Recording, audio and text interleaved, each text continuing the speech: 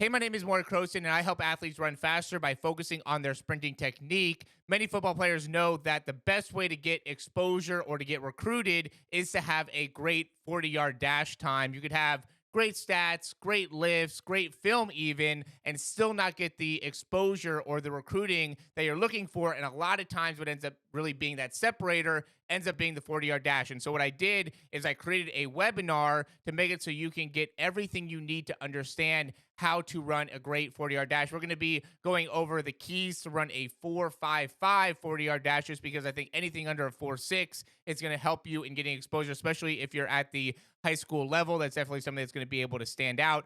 The main thing that we do within our teaching of the 40-yard dash is focus on the steps and being able to maximize how much distance you're covering. I remember being a college athlete looking to be able to improve my speed and hiring a speed coach and lifting 6 or 7 times a week with practice, just trying to improve my speed. And while I did get faster, it didn't really translate to having a great 40-yard dash. And I think a lot of that ends up going into just the technique. It's really important how you get set up, where your feet are, how you're landing, and really how much distance you're covering as you're going through the 40-yard dash. It's a very separate thing when it comes to overall speed and just being able to run fast, accelerate well, and running a faster 40. There's some people that are able to get away with it because they have great speed or great talent, or have also been running track for a long period of time, and so therefore are not as new to running a 40. But a lot of times, especially for like running backs, linebackers, tight ends, maybe even safeties, they just don't have a lot of experience with how to get set up,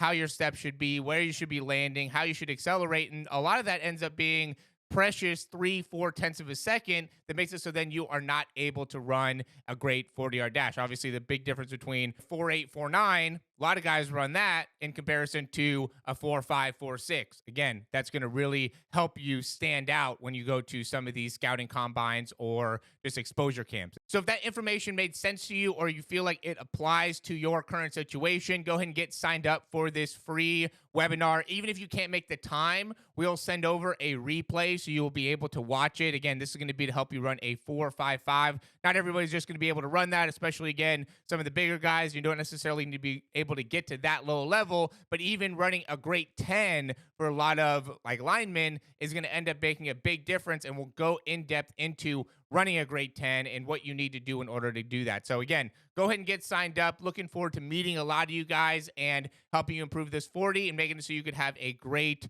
spring and off season, getting ready for your next season.